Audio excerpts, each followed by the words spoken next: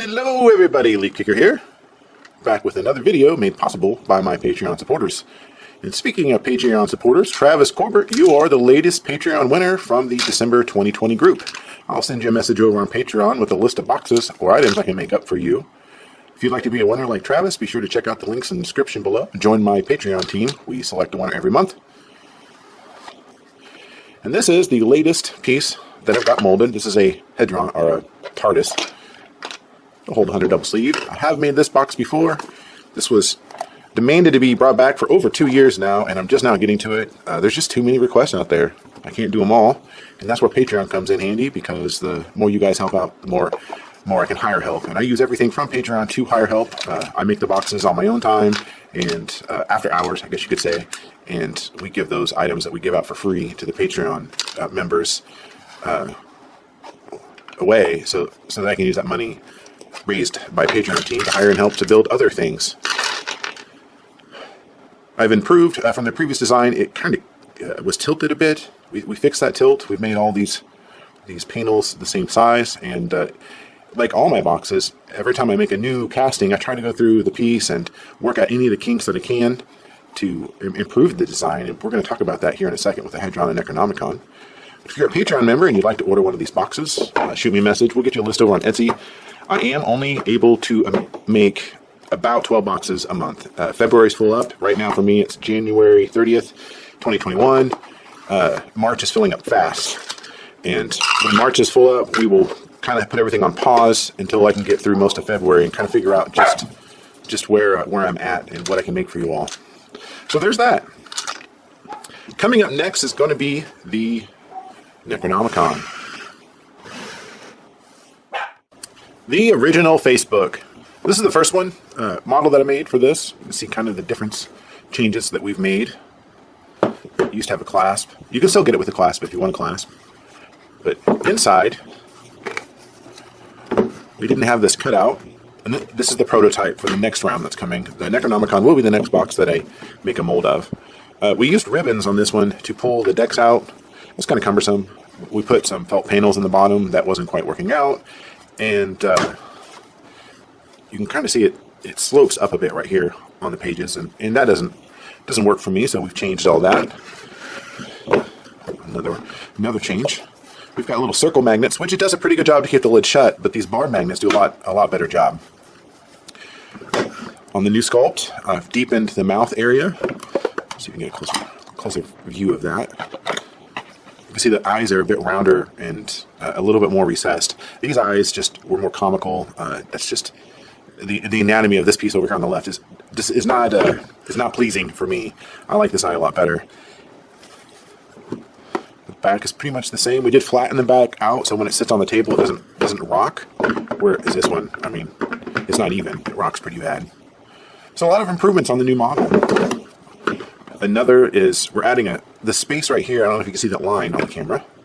When I cast this piece, this will be here in the casting, and it's going to allow when I put the spine on to fit a lot better than here. In this model, I had to build the casting up with wood and other bits to make it work. So it's just going to save me time. It's a better design. Everything keeps evolving with every new piece that I make here in the studio, and I appreciate you guys hanging out with me and coming along with it. I will be molding this pretty soon. After this video, I'm going to disassemble this box.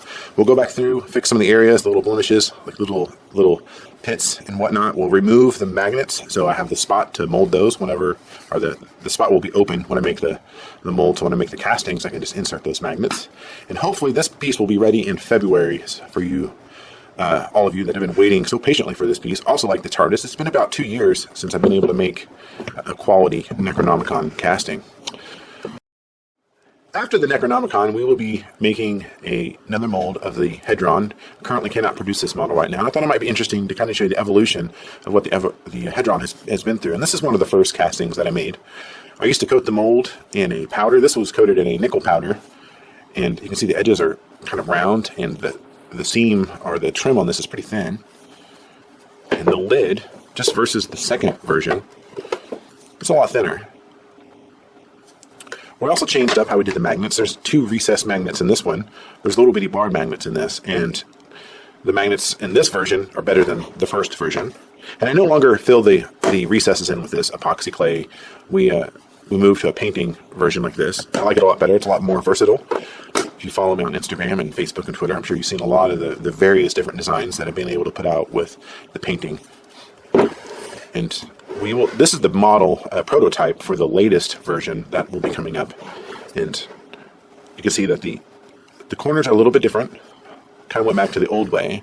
But I also made the seam here consistent throughout.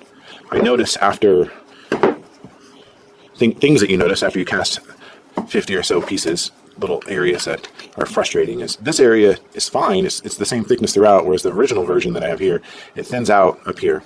So this one's more consistent. The thickness of everything is more consistent. And it's a way more beefier on the lid. Just compare that also to the first version. A lot more resin. Second version. The lip that holds it on is a lot different too. And the reason I did that is I want to cast this piece possibly in a translucent color. We might block in these bars with an iron so you can't see through that, but the runes would be painted, but the background color might be translucent. And if I did that with any of the other versions, open this up again, it's not the same thickness on the older version, but on this version, I made every side the same thickness, so it'll be more pleasing if you are able to see through it, then everything's the same size. And you'll notice here I have a bar magnet. There's 2 circle magnets here. Just these 2 magnets alone are already holding it in well enough. There's also 2 more magnets on each side. I'm probably going to go ahead and stick with those magnets and add it to this. I have not done that yet, but that'll give it a really, really strong hold. Better than the hold that's on the second one. So as I was saying earlier, everything just keeps evolving. It keeps getting better. And if you look closely, I don't know if you'll be able to tell the difference.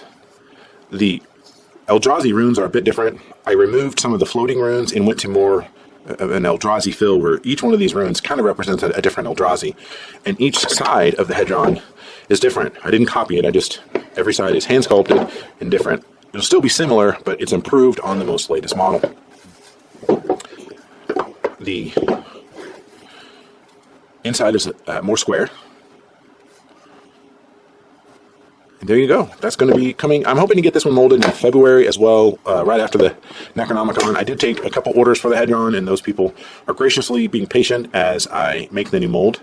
And after I get the new mold, we'll open up the queue for anyone who wants to order a new version of the new hedron.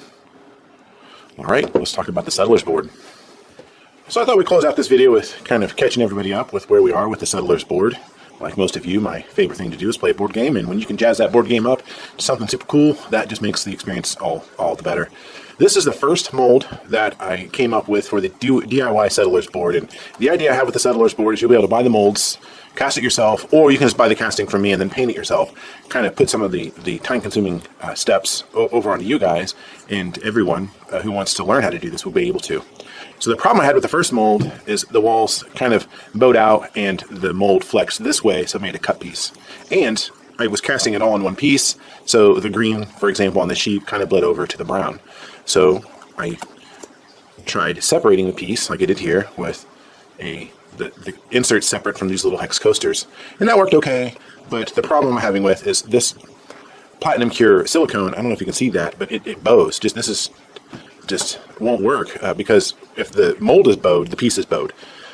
This Platinum Cure does work great for making deck boxes. It's not working great for making these pieces that I need for the Settlers board. So we moved to this blue tin cured silicone, and this is a 30 shore hardness. And if you have a suggestion for a better silicone than this, please by all means let me know in the description below. I've only experienced so many different types of silicones, and I don't have enough money to buy them all. So if you have an idea of something that might work better, that would be great. The dilemma with the blue, which is pretty common with most silicones, is after so many castings it starts to tear apart, as you can see here. This is a 30th casting, and this is when I first started to tear. You can see the blue being pulled off right here. So it's safe to say you're probably going to get about 25 or so castings out of the blue silicone. And with the blue version, you can cast the base, or the latest version, you can cast the base in one color, you can cast your hexes, inserts in one color, glue those in, and you have a nice solid tile.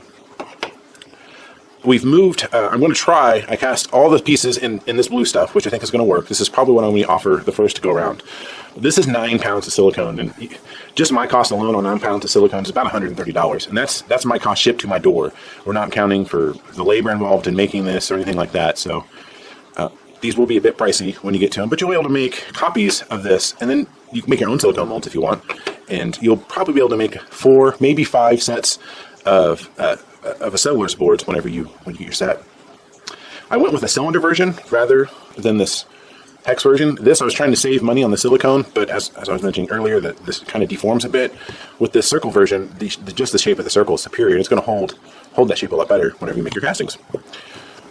And this is the mold that I came up with that. I just took a piece of fancy particle board and this is a 4-inch PVC pipe. I just filled that in with resin, glued my piece on top. There you go, you have your mold. And this is the master mold, so I'll be able to make more copies of this as needed.